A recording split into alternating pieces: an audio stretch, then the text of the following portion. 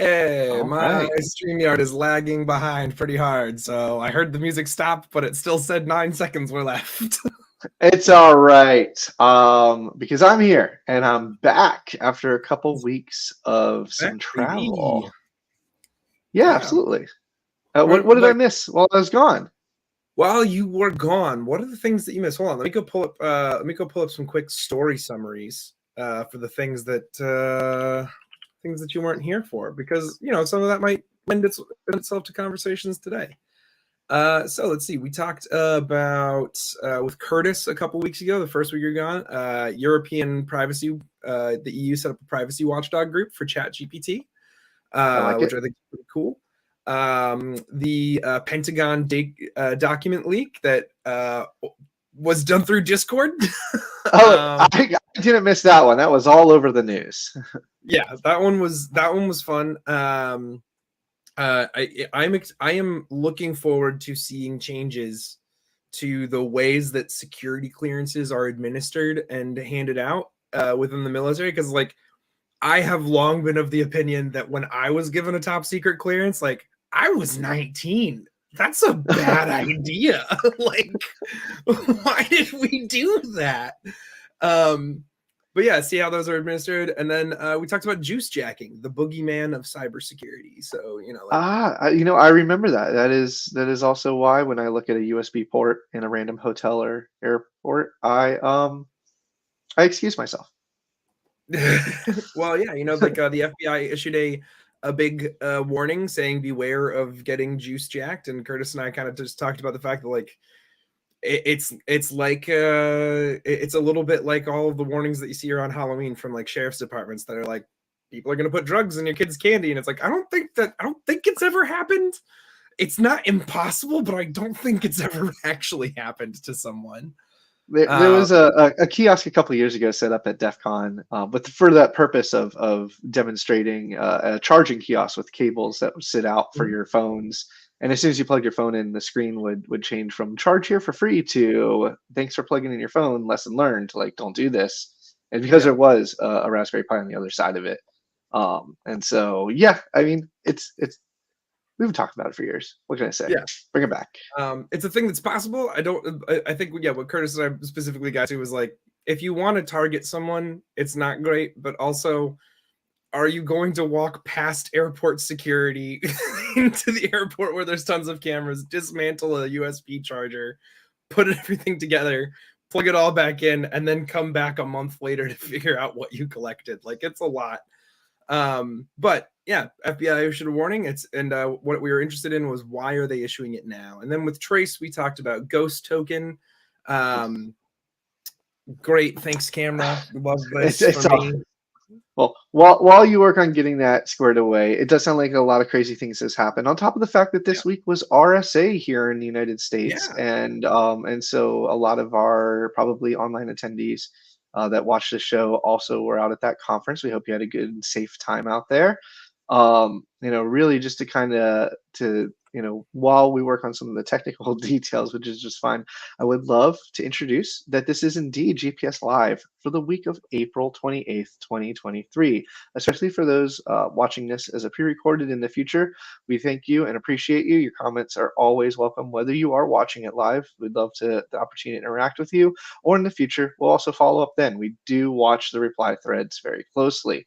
As far as that So goes, it appears what's happening is my camera software is just crashing over and over again. So we're working on it, but you can hear me still, so that's great. I This can, pro- and I'll keep the production rolling while you kind of work out some of that. But as far as production rolling, we do have something very important to share. yes, The we views and do. opinions expressed by the hosts of this live stream are their own and do not necessarily reflect the official opinions of Guide Point Security. Always got to do that. Um, but really with that in mind, as some of the Tristan's back. Hey, This is great. I'm back, This is baby. great. So, Uh, well then let's just do this. You ready to kind of roll in now that your camera's rolling? How about we roll to that first story? let's roll into the roll in. Now, it's worth noting that Jonathan did the legwork this week and collected our story. Um, So so let it be known that we owe this episode to him. So thank you so much for joining us, Jonathan, and putting in the extra work. This one's coming from Bleeping Computer. EvilExtractor malware is running rampant across Europe and the US. I managed to miss the US. Oh, you got it in there for me. You edited I'm it. on top of it. So this is not a new form of malware, but it is I guess a somewhat common one. I feel like calling your program EvilExtractor is a little on the nose. You know, if you're trying to market this thing, because that's the interesting thing about this particular piece of software is the way that it's marketed. Heck yeah. It is kind of weird, right? For somebody to kind of masquerade as what they call as marketing as a legitimate tool, which one I call a whole load of BS on, for the legitimacy part. And also it doesn't help your credibility with the fact that it's being hawked on crime forums, right? Yeah. It is you know, as of October of last year, it was being sold on online crime forums and continues to grow.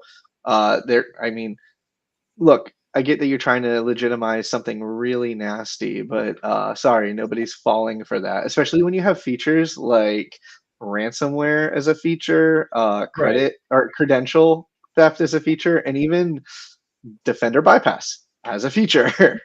As a feature, yeah, like this is only slightly above this on my trust scale is antivirus software sold on malware forums. Like, you know, like this is just the one step below it to just blatantly be like, oh yeah, this is what we're doing. we're Yeah. doing this stuff to you. But it's $59 a month, and it's marketed by a company called Codex, with a K. And yeah, like you were just saying, it's got a whole list of features like I think you mentioned some great ones, right? Like Windows Defender bypass and credential theft and everything like that. But it also has anti-sandbox, anti-virtual machine features built into it.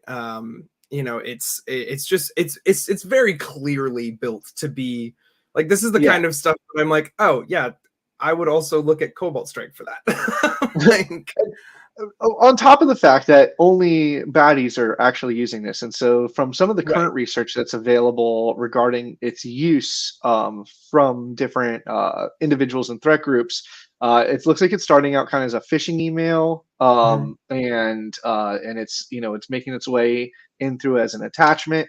Once that what looks like a potential PDF has now been executed, you know, it has a couple layers of wrapping, for instance, jumping from Python to .NET to PowerShell scripts, but ultimately landing its way on a machine. And yeah, absolutely, right? It's going to check the date and time. It's going to check Sandbox and VM. It's going to check for what existing scanners. It's going to then, you know, drop, and it kind of has this life that continues on from there, right? It's Yeah. This is a very modular, you know, tool set that they're doing here. And so, you know, depending on how an attacker builds their dropper, and what capabilities they want it to have as part of that 59 a month subscription, Yeah. you know, you can do everything from you know, it'll immediately jump in and steal cookies out of your browser. I mean, it really does some nasty things. There's a Saved passwords, keylogger. which saves the saved passwords one. This is important, right? Because we have another story about, you know, password security and stuff a little bit later. We've talked about it in the past. It's a thing that that I wish more companies like Google and Microsoft and Mozilla and others like were more upfront about, was the fact that like when they offer to store your passwords for you, Yeah. they're not a security first company. Like they'll do it and it's convenient, but you should be using an actual, you know, you should be using an actual like Like a password password manager. vault. Yeah, password manager. Because the number of times that I have seen like, oh yeah, you know, someone, if someone can gain access to your computer, whether virtually or physically, like yeah, just extracting those passwords is easy. Like they're Yeah. just there. Um, And and then it's got a to add webcam too. insult, Yeah. right? I was gonna say, sorry, but to add insult to injury, it then just takes whatever's stolen and drops it on an FTP server. Yeah. Yep. Throws it to an FTP server. But the interesting one on here, since we just published the Q1 2023 Grit ransomware report, where we were talking about Yes. ransomware and the rise in coercive tactics, like triple extortion methods and things like that. This has poor man's ransomware built into it as well. This Codex ransomware for EvilExtractor, where it just bundles up all of your important files and documents into a 7-zip archive and protects it with a password, and then throws a ransom note up. Like, that's, it's like I said, it's poor man's ransomware. We know what the encryption would look like already because it's 7-zip, but as you and I were talking about before the show, right? If it's a strong enough password, like, yeah, those files are there, and you'd have to go through some pretty lengthy steps that the average person is not going to be able to go through on their own to try and crack that. Well, last time, I fired up my 4090 rig and to do some password cracking with John the Ripper and Hashcat. Yes, 7-zip. It's known, but depending on the lengths, it still may be a challenge. So, but Yeah. totally, yeah. Oh, let's just use somebody else's kind of our password archiving methodology rather than using like some kind of key exchange that a lot Yeah. of modern ransomware uses today. So totally nasty stuff. I don't care what they're trying to convince anybody else that that they're legitimate around this. It's gaining traction in cybercrime communities. It is gaining, awareness of a lot of cybersecurity companies, and they're seeing it proliferate. Like I said, through these examples of email attachments, Yeah. and so not good, man. Not good. Don't like it. Don't like it. And yeah, with the rise of what we're seeing with like ransomware as a service and stuff like that, it's interesting to see that is almost just becoming like a new selling point for malware packages like this, right? Like, do you want to do ransomware but not put in all of the work for ransomware? Like, great, we've got you. Like, here you go. So that poor man's ransomware in there is kind of an interesting development. Yeah, speaking of like extracting passwords from Google, and Chrome and Firefox and Mozilla and all that. That brings us to our next story. So Google has added their authenticator app, their one-time password authenticator app, to the long list of things that they will back up for you from your phone. It's about time. I just need to Yeah. say that as an early adopter of Google Authenticator and kind of stuck with it for all these years now. And it was always, and I mean, I know you felt it with your screen. I felt it, and a lot of our viewers have felt it. If you change phones, if something happens to your phone, if you're migrating, I mean, if your phone's stolen, if it breaks, this is, we've been needing this for a long time, don't you think? Yeah, I think it's been a long time coming, especially, like it's the entire reason, like we talked about a couple weeks ago with my phone breaking, like you just referenced. It was impossible for me to get those one-time codes out of there without activating the screen reader and blindly touching until I felt like I had gotten all of my activator codes read to me.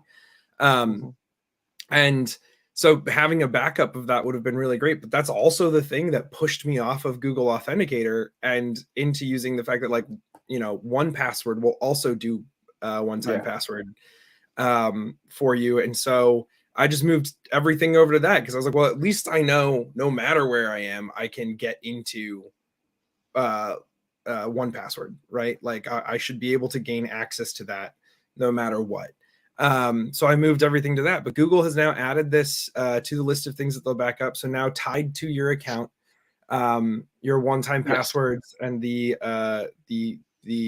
why can I not think right now? But basically the private key for those is backed up now to your Google account. So your two-factor authenticator codes will be accessible to you anywhere as long as you can log into your Google account. Now, if you have your Google account authentication tied to Google Authenticator, you might have a problem. No, but they have workarounds for that too, right? And for instance, one, this feature is actively rolling out to both Android and iOS. So both sides of the aisle, you're winning with Yep. that. On top of the fact that this new version 6.0 is the one that you're going to need to have this. Yes, one, Google does tend to offer alternatives to their one-time, to Yeah. still help recover or get into an account. But they do mention that you'll need to generate a code to add a recovery number for that account to preserve access to the one-time in Google Authentic, right? So there, it does document, hey, we're aware that this is a cyclical challenge, and we Yeah. want to also provide ways for that too. So we encourage, I think, everybody, right? We would love to see people that are diehard Google Authenticator fans, like myself, to get updated and get backed up. Yeah. I love to see this. I personally, I think my ideal kind of scenario would be for things like the hard passwords, right? Like and what I mean by that is like the hard accounts, the stuff that's at the bedrock. So your Google account is the bedrock of you being able to access your other passwords if you're using Authenticator. I really would love to see companies pushing using actual physical keys, right? Like, so you've got there's a myriad of companies out there that do it, but like having just a small USB dongle or something like that Okay, that lives okay, on your keys, right? It lives on your yeah. keychain. It's something that you're not going to lose. It's going to be with you in So some way like the like that. Google Titan, for instance, that they offer for sale as like Exactly. a physical security token. Yeah, I would love to see companies that are like that basically I would love to see companies that know that they are that kind of bedrock layer for things say, hey, you can do it through these things, but also we recommend that you pick up a YubiKey or a Titan or this, like any of these will work, but keep it somewhere secure, keep it somewhere that you're always going to have access to it. Because again, if you're if your backup authentication method is tied to like your phone number and your phone is gone, you can't see the text message that they send. You can't get the phone call, right? So at that point, Yeah. you're like you're at the whim of like going to your phone provider and getting an entirely new device before you can access any of your other stuff. And Yep. unfortunately, if you have your your account password for your phone provider tied to that Google Authenticator, right, you're not going to be able to get in. We're Um, back to that catch 22 again. But luckily, exactly. you're right. We've talked about it on the show before. The rollout and massive adoption of things like FIDO2 Mhm. to allow for a more passwordless future on the internet. Google, is heavily invested in that, especially with their credential manager API. And so we're seeing a Yep. lot in that direction. It's going to just be a challenge to get our viewers and those in our community up to speed, right, and Yeah. aware of some of these capabilities. Yeah, So, keeping but on yeah, top man. of these things is really important, especially from the corporate side. If your company uses Google accounts or anything like that, right? Staying on top of Mhm. these kinds of options is really important. We have more Google news though. Speaking of Google, Yeah, let's talk about Google. yeah, just a little bit more. Just a little bit more. So what's this story, Jonathan? Because you had to Sure explain it thing. to me. Yeah, and so what's happening here is Google has used the legal court system to assist in disrupting what's called CryptBot, which is noted as an info stealing malware. And so there's a couple of layers here, similar to the EvilExtractor kind of story we had earlier on the show. CryptBot is some nasty malware that, when it's on your system, is going to steal all kinds of information. But more specifically, it's trying to target a lot of Google Chrome users and steal their data. And so what's happening here is, this whole, right, we're seeing ransomware as a service, and we're seeing malware as a service, and we're seeing almost like, developers and distributor middlemen and women and people that are, helping hawk these nasty goods, not the actual originators, but other people that are trying to make a profit off this. And so Google has used a court to help them file several litigation cases against CryptBot's major distributors. One of Mhm. them, for instance, is believed to be based in Pakistan, and then other worldwide criminal enterprises too that are acting as distributors.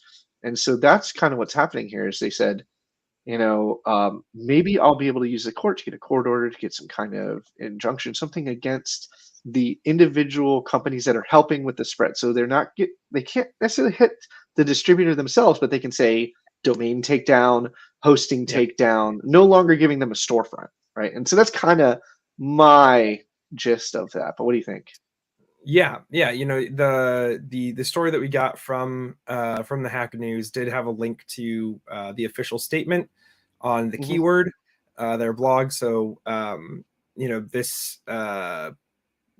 basically, as they're suing these entities and going after those kind of storefronts, they're also, if my understanding is correct, by doing this, looking at the end of the story, um, that being able to take down current and future domains tied to the distribution of CryptBot, Hmm.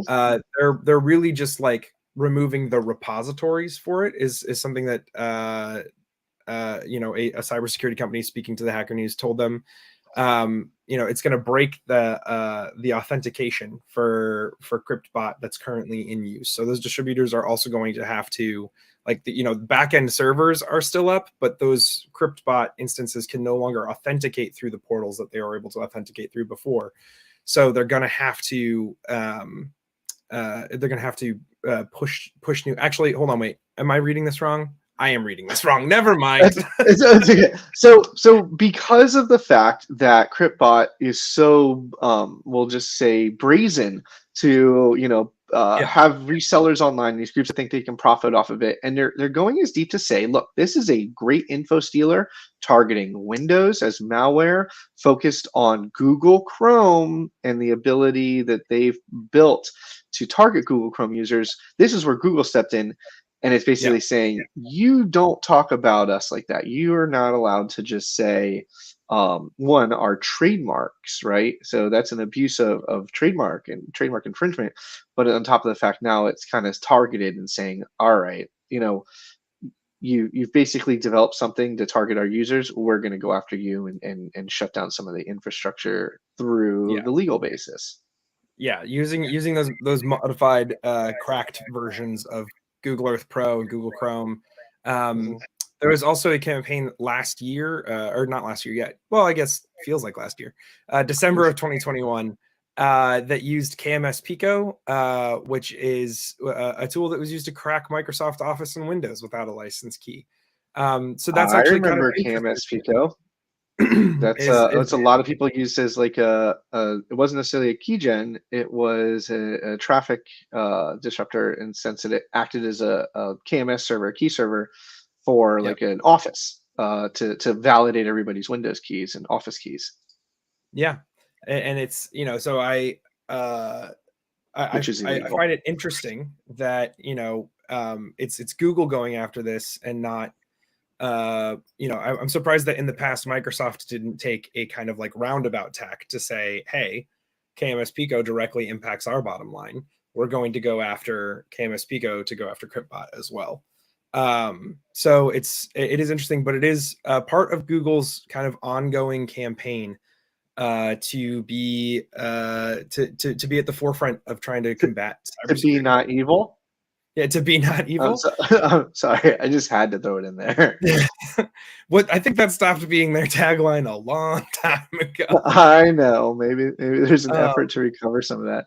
but yeah, But how about this? You want to round us off with some great news for the week?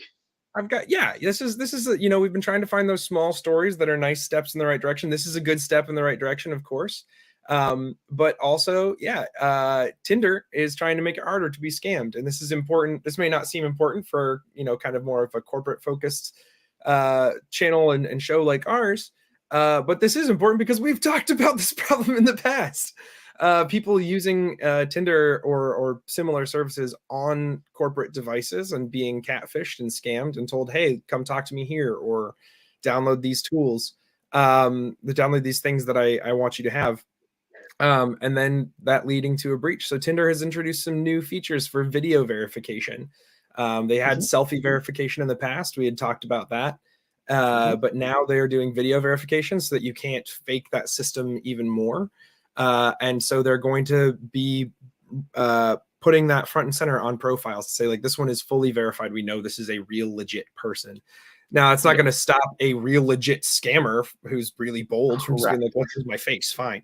But it will cut down on a lot of that scam like activity on the service, and then hopefully right, that gives companies the tools to be able to, when they're doing cybersecurity education, say like, hey, this might be a weird topic to cover, but if you're single and you're using these applications, right, make sure you're looking to see if profiles are verified.